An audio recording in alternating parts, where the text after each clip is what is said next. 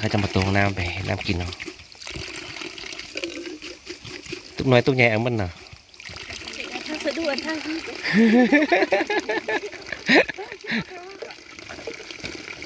ทุกคนอันนี้เป็นกระเป้าหนึ่งเนาะที่ว่าบอกว่าเขาจะมาจากเที่ยวแล้วเนาะตุกน้อยตุกใหญ่เขาจะเอามาตรงน้ำมันเลยเนาะตรงน้ำไปกินบ้านก็คืออยู่เทิงนี้บ้านกิวก้องนะทุกคนนี่ก็คือบอลมันออกมาบอลหนึ่งนะทุกคนนี่ออกมาจากนั้นเนาะมันจะเป็นน้ำซึมไล่ลงมาเนาะนี่ก็คือไล่ลงมาใส่ห้องนี้เนาะเราอีกบอลหนึ่งก็จะไล่ออกมาจากพุ่นเนาะพุ่นทุกคนเนาะแล้วก็ไล่ปองมาใส่น้ำกันนี่ปองมาใส่กันเราก็จะออกมาจุดเดียวกันนี้เนาะแล้วก็มาตรงอยู่บนนี้บนเดียวเลยทุกคนทุกคนล้านเพิ่นแดเนาะแม่ตูแดพากันคนน้ำไปใส่ไปกินเนาะไปกินแน่นอนแหละทุกคนเขาจะไปเอามาอยู่ลุมแสดงว่าเอาไปกินเนาะเพราะว่าน้ำมันออกใต้ดินนะทุกคนเพิ่นก็เลยตรงเอาอยู่ฮั่นมันก็อาจจะสะอาดกว่าน้ำลิ้นเนาะน้ำลิ้นนี่มันจะเป็นบอลเก็บต่างหากเป็นอ่างใหญ่ๆเนาะเราเขาเจ้าก็กินเขาเจ้าอาจจะมาบ่สะอาดเนาะ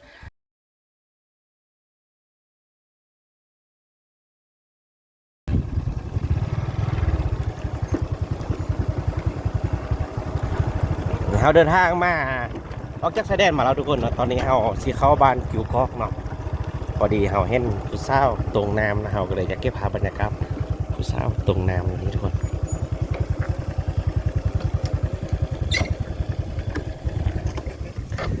ว้าวสบายดีคอนมอนทางคอนมอนทางเมจ้องทางโบเมนคอนมอนแดเนาะอีน่าเนาะโอ้ยเพิ่นตรงน้ำเลยคนมีคอนมอนกะอีน่าคอนมอนโอ้อีนี่คอนมอนเนาะซื้ออีน่าซื้อคอนมอนอีน่าอีพัดโอ้คอนมอนผัดเนาะนี่เนาะมีแฟนแล้วมีคอนเบาแหละจุกางามปันนี่เลาะล่าปันนี่บ่มีคอนเบามาได้อ่ะโอ้เพิ่นมาตรงน้ำกินทุกคนเอาไปกินเป็นบ่อยู่เทิงบ่ออกบ่ไม่จ้องแท้นี่อู้ค่อยมาเธอแล้วนี่กูออกบักแห้งๆเธอนี่บ่ออกทุกคนน้ำถือว่าแห้งให้หน่อยเขาจะมาตรงน้ำไปน้ำกินเนาะ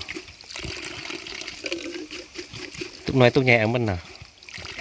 ถ้าสะดวกทางที่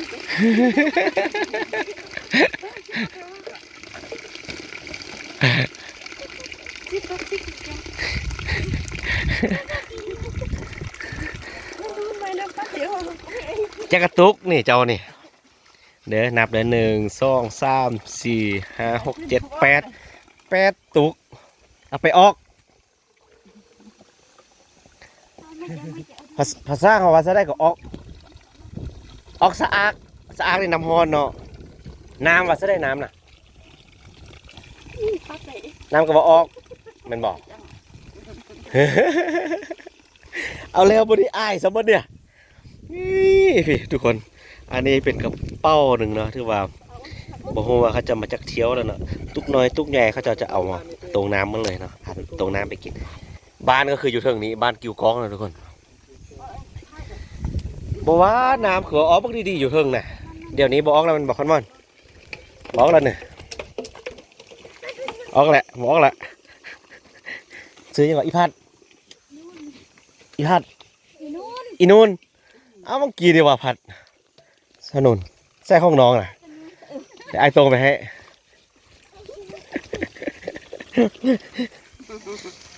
เนี่ยทุกคนโอ้เนาะยิ้มกับบักงาม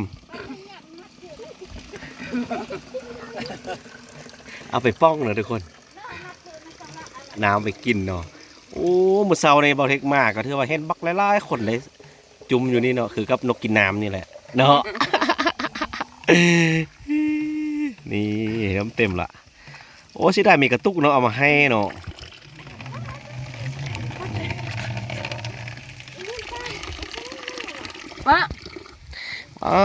ตัวสิได้มาตุกๆเนาะต้องได้โตมาเฮละน้อยทุกคนตรงน้ำขึ้นไปกินนะแล้วก็ หลังจากตรงเลยเขาจะเปใส่หัวอะไรไปมึงเด้อบ่เสือละบ่ได้ไปให้กะมื้อนี้แล้วแหละจุดแล้วเฮ็ดไก่บ่ให้ไก่กะมื้อหน้าไอ้ไปใส่ข้าวซอยเด้อเดี๋ยวมื้อหน้าไอ้ไปใส่ข้าวซอยเด้อเสียงสนีอย่างห้องอยู่บ่ซุมื้อนี่ห้องบ่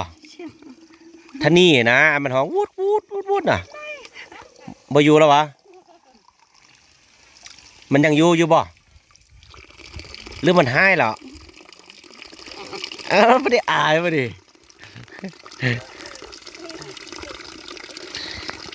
บ้านนี้กับบ้านสเก็ตนะทุกคนมันมีฟุ้งสนีฟุ้งหนึ่งเนาะที่ว่าอาศัยอยู่ป่าเค็ดแห้วเป๊ะๆบานไปให้เขาเจ้านี่นะเพราะว่าบอลอื่นๆเขาเจ้ากระทาเฮ็ดไทยเรายังเลือดตะเค็ดปลาน้อยๆเนาะที่ว่ายังเลือดอยู่นะแต่ว่าสนีฟุ้งนี้ยังอาศัยอยู่เนาะ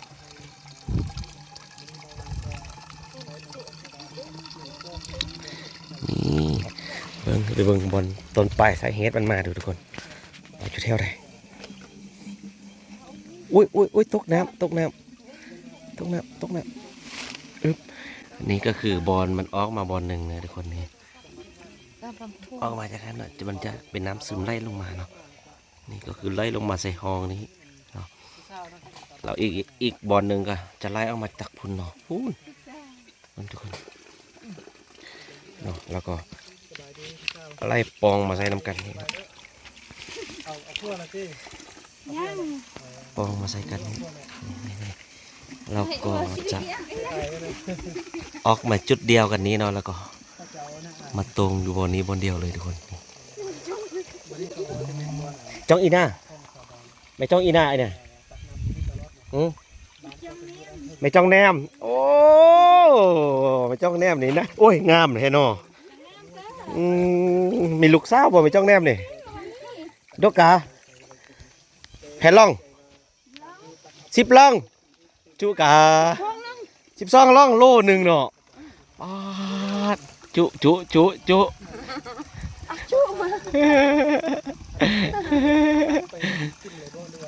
ยอกไม่จ้องทุกคนเนาะเพิ่นเอาไปกินเลยกินสดๆเลยได้น้ำนี่เนาะ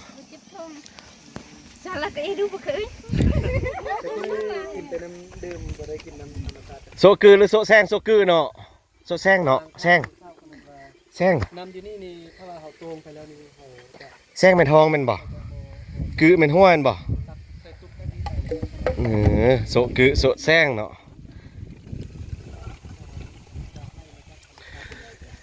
น้ำมันจะออกมาจากโนนผู้นะทุกคนมันเป็นน้ำรอดพื้นออกมาอย่างนี้เนาะ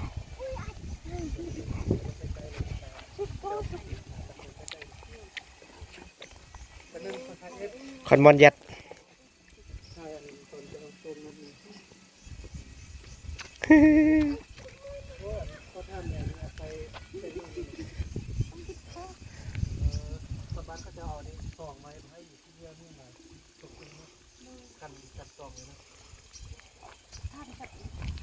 บอลังกำลังสัมผัสทุกคนอมนี่เอื้อกเลยขับต้มมือเอื้อกแป้น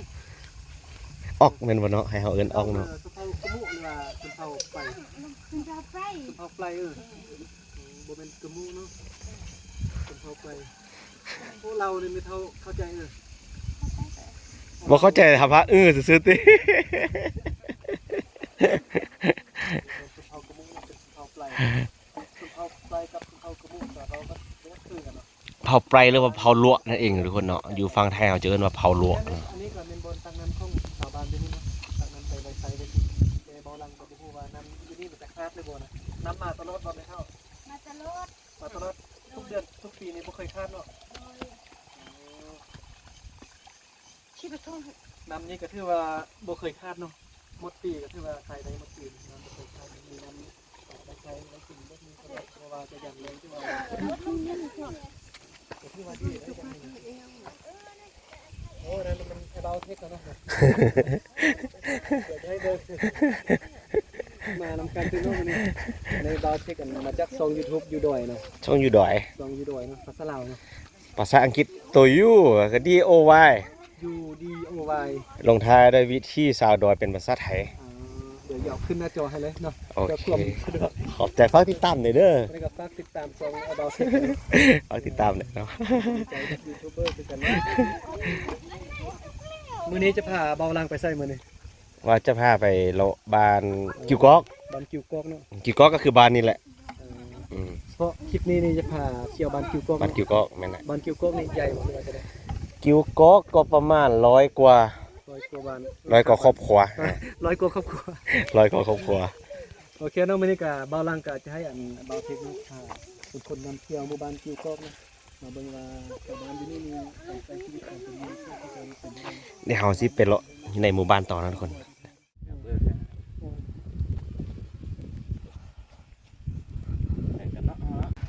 นี่ทุกคนอันนี้เป็นแผนที่การคุ้มครองน้ำใสที่ดินบ้านกิวกอกนะอันนี้ก็จะเป็นแผนวาดของบ้านนะทุกคนเนาะทิศเหนือก็ติดกับบ้านสปิเนาะทิศใต้ก็ติดกับบ้านแมดบ่นะแล้วก็ทิศตะวันออกเนาะก็ติดกับประเทศไทยทิศตะวันออกเนาะทุกคนติดกับปันสะเคนเนาะแล้วก็ตะวันตกนี่ติดกับประเทศไทยเนาะนี่อันนี้เป็นบ้านเป็นขอบเขตดินแดนบ้านกิวกอกเนาะที่ว่ามีชายแดนติดกับประเทศไทยทุกคนเนาะก็คือบ้านเปียงซออำเภอเสริมพระเกียรติประเทศไทยเนาะดังที่เราไปมาเมื่อกี้นี่แหละทุกคนเนาะตอนนี้เราก็ขี่รถขึ้นมาอยู่ที่ในตัวบ้านของบ้านกิวกอกแล้วเนาะนี่ก็คือวิวของบ้านนะทุกคนอยู่เขาเห็นอยู่หุ่นก็จะเป็นหงเหียนปฐมเนาะโรงเรียนประถมแห่งนี้ก็บ่ฮู้ว่านักเรียนน้อยนักเรียนหลายสำาได้ทุกคนเนาะเพราะว่าที่ผ่านมานักเรียนน้อยที่สุดเนาะเพราะว่าบ่มีนักเรียนไปเข้าโรงเรียนเนาะโรงเรียนก็คืออยู่ตัวนี้เนาะแล้วส่วนตัวนี้ก็คือเฮือนผู้ใหญ่บ้านเนาะเอาไป5เพิ่นแล้วเพิ่นบ่อยู่เนาะตอนนี้บ่ได้ว่าจะพาทุกคนมาเลาะเบิ่งอยู่ที่บริเวณในตัวบ้านของเขาเจ้านะทุกคนนี่อันนี้ก็จะเป็นบ้านกิวกอกเนาะทุกคนเป็นบ้านชายแดนเนาะเป็นบ้านที่ว่าติดกับอำเภอเสริมพระเกียรติก็คือบ้านเปียงซอเนาะแล้วบ้านสุดท้ายของดอยกะใส่สถานก็คือบ้านสุดท้ายของเมืองใส่สถานของเฮาก็คือประเทศลาวเนาะก็คือบ้านกิวกอกแห่งนี้นะทุกคนเนาะนี่ก็คือวิวบ้านของเขาเจ้าเนาะบ้านเฮือนเขาเจ้าก็ถือว่าร่างใหญ่ร่างงามนะทุกคนเดี๋ยวเฮาสิเลาะเบิ่งแต่ละจุดแต่ละมุมของบ้านว่าเขาจะพัฒนาไปฮอดใช่แล้วเนาะเพราะว่าผ่านมาประเทศก็เคยมาเนาะแต่ว่าประเทศก็มาดนแล้วเนาะแต่ว่าวันนี้จะพาทุกคนเลาะเบิ่งใหม่เนาะเอารถจอดไว้ลุมเลยทุกคนเอาก็ยางขึ้นมาเนาะ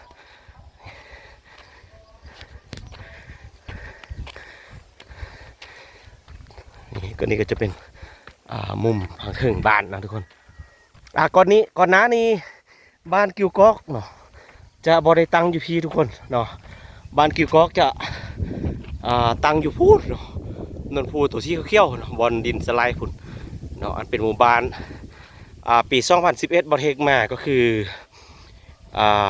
หมู่บ้านกิวกอกก็คือตั้งอยู่โนนพูเนาะและมันเป็นบ้านที่ว่าอยู่ผู้สูงเนาะทางการนำเพิ่นเลยอยากให้ย้ายเพราะว่ามันขยายบ่ได้แล้วเนาะทุกคนมันอยู่บอนสูงแล้วก็มันจะเสี่ยงในการที่ดินจะสไลด์มันก็มีไร่เนาะเพิ่นก็เลยว่าให้ยกย้ายลงมาอยู่บริเวณแถวๆนี้ก็จะเป็นเพียงแดเนาะก็จะบ่สั้นคืออยู่บอนพุ่นไร่เนาะแล้วเขาเจ้าก็ยกย้ายมาพี่เนาะในปี2013บ่ทุกคนบ่ได้ก็ได้มาอยู่เนาะตอนเขาเจ้ายกย้ายบ้านเนาะหลังจากนั้น10 ปลายกว่าปีดิก็เห็นได้ว่าเขาจะพัฒนาไร่ทุกคนไฟฟ้าก็มาฮอดเนาะระบบน้ำดินก็ถือว่าสะดวกเนาะนี่ก็เห็นเขาเจ้าใส่อยู่เนาะแต่ว่าตัวบ่เฮ็ดวิดีโอที่ผ่านมาเมื่อกี้บ่เฮ็ดเห็นเขาจะตรงอยู่พุ่นเขาเจ้าอาจจะตรงน้ำกินบ่เนาะทุกคนเนาะเป็นน้ำออกบ่อหรือว่าน้ำใต้ดินแหละเนาะที่ว่าเขาจะตรงอยู่ลุมเนาะเขาเจ้าอาจจะมาใส่ไว้เป็นน้ำดื่มมาบริโภคนะทุกคนเนาะแต่ว่าอยู่เฮิงที่กันคือกันเนาะสบายดีสะดวกบ่น้ำนี่สะดวกดีอยู่เนาะเขาจะไปตรงอยู่ลุมเขาจะไว้กินบ่แม่นบ่เขาจะไปตรงเขาไปตรงมากินแม่นบ่แต่ว่าอยู่นี้เขาตรงไว้ใส่เนาะนี่ทุกคนก็สะดวกอยู่เนาะน้ำอยู่ถึงพี่น้องทุกคน เมื่อกี้นี้โบเทคไปเจอเขาเจ้าตรงก็คืออยู่บริเวณลุมพุ่นเนาะอยู่ข้างๆพุ่นอยู่ตัวลุมๆพุ่นเนาะเขาเจ้าก็จะตรงไว้ใส่ไว้กินเนาะตัวนี้มันอาจจะบ่สะอาดเท่าตัวนั้นเนาะตัวนั้นเป็นน้ำใต้ดินตัวนี้จะเป็นน้ำลิ้นโดยเฉพาะนะทุกคนเพิ่นก็อาจจะเอาไว้กินเนาะตัวนั้นนี่นางอาบน้ำบรรยากาศดีแท้เย็นสบายเลยแหละเนาะ โอ้เฮือนแต่ละหลังทุกคนงามๆหนึ่งนี่เป็นเฮือนส่งของชนเผ่าไพรเฮา100%เลยเนาะก็จะมีเฮือนนอนเนาะสีแดงๆนี่สีนี้เป็นสีประจำใจเขาเจ้าเนาะแล้วก็มีเฮือนไฟก็คือต่อลงไปหันจะมีเดียวกันนี้ทุกหลังเลยดูนะคือหลังต่อไปนี่ก็คือกันเนาะนี่ถ้าเบิ่งบ่ผิดนี่สไตล์เดียวกันเลยเนาะก็จะตั้งอยู่น้ำโนนภูเนาะน้ำสั้นภูเนาะโอ้ทุกคนอันนี้ดอกเอืองเลยทุกคนงามเนี่ยดอกเอืองกำลังออกดอกเนาะอยู่นำต้นไม้อยู่นำแคมปลานี่มันก็จะมีดอกเอืองเนาะนี่อ๋อลาวเขาเอิ้นดอกเอืองเลยทุกคนเนาะหรือว่ากล้วยไม้บ่เนาะภาษาไทยเพิ่นเอิ้นดอกกล้วยไม้บ่เนาะแต่ว่าพันธุ์นี้จะเป็นดอกเอืองหายากได้นี่ราคาแพงทุกคนเนาะนี่บ่มีการผสมยังแหละนะทุกคนเป็นของธรรมชาติอีหลีเลยตัวนี้เป็นดอกสีเหลืองเนาะเบื้องนี้ก็จะเป็นเฮลลงไปละทุกคนเนาะเบื้องนั้นก็จะเป็นบ่ค่อนข้างว่าเฮลแต่ก็มีเฮือนตั้งอยู่เนาะแต่ว่าส่วนใหญ่ก็จะตั้งอยู่น้ำนนสั้นภูแต่วันนี้ไปพูนนะเดี๋ยวจากนายประเทศจะพาทุกคนไปพุ่นเนาะ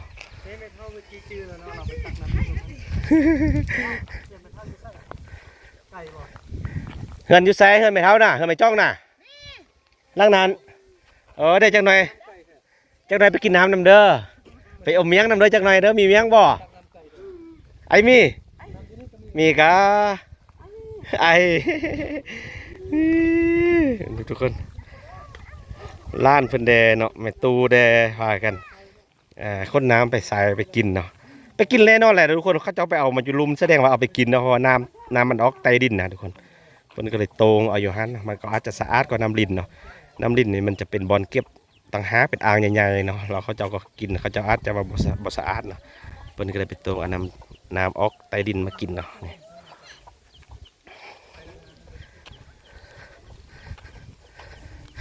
เขาก็ยังวิดีโอนี้เขาก็ยังอยู่นำเบาลังคือเก่านะทุกคนเนาะนี่เบาลังคือเก่าขอบใจเนอะอาบน้ำเย็นสบาย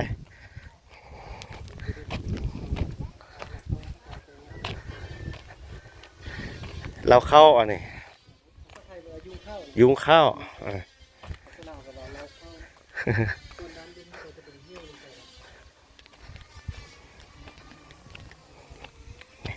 สไตล์เดียวกันบ่ทุกค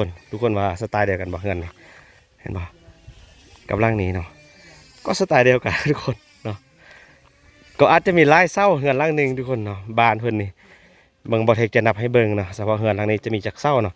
เฉพาะเฮือนนอนนี้มีซ้ำเก่าเนาะมีเก่าเศร้าทุกคนส่วนเฮือนไฟก็1 2 3 4 12บวกเก่าทุกคน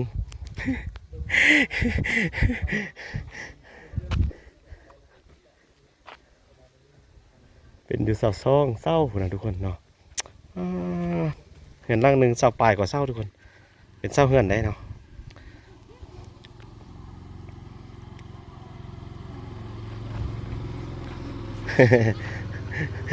สบายดีไปยังไปอีนะคนสายคนอยู่ซ่าน้ำกูดพุ่นน่ะกายสเก็ตพุ่นน่ะตัวนี้ก็น้ำกูดคือกันเหรอคนแห่ตีแห่หรือสายอ๋อเอามาพวกเงินเนาะ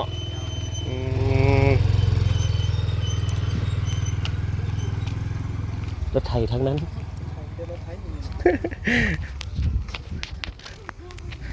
นี่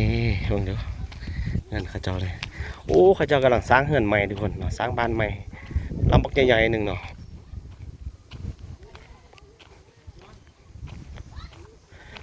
ลงไปนี่ก็จะลงไปลุมบอลที่ว่าบ่ให้ขึ้นมาเมื่อกี้ขนาดทุกคนเนาะก็จะมีหนทางอยู่ลุมพันเนาะ ดี๋ยวเราจะพาทุกคนขึ้นไปถึงมันเนาะไปถึงมันด้วยอันนี้ก็จะเป็นยุงขาวคือกันนั่นแหละเนาะตัวนี้เนาะบ่เขาเศร้าสังเกตมานี่ก็ได้นะบนตีนเศร้าเนาะ หามนู่ขึ้น เขาใส่ใบตัวนู้นขึ้นไปกินเขาก็สร้างเพิ่มตะกี้เฮือนเขาจะเป็นอย่างนี้นะ ว่า นี่แหละมีเฮือนแบบเฮือนใหญ่หลังนึงกับเฮือนครัวหลังนึงติดกันแล้วก็เอาไม้แปนปูไปห้ากันได้หลังนึงไปครัวกินแล้วก็หลังนึงไปเฮือนอยู่ นี่ดิซองล่างนี่คือกันเลยแม่นบ่เห็น แบ บ่ บนี้แหละแบบนี้แหละตะกี้นะอยู่กัน มีสาวปลายกว่าเศร้านะมึงไหมนะมึงไหม เราไปร่างคางเฮือน สาวไปเศร้าเฮือนนี่นะ สร้างเฮือนนะ เออ หลังนี้กันนะเนาะเป็น เอาขึ้นไปถึงคนทุกคน ตะกี้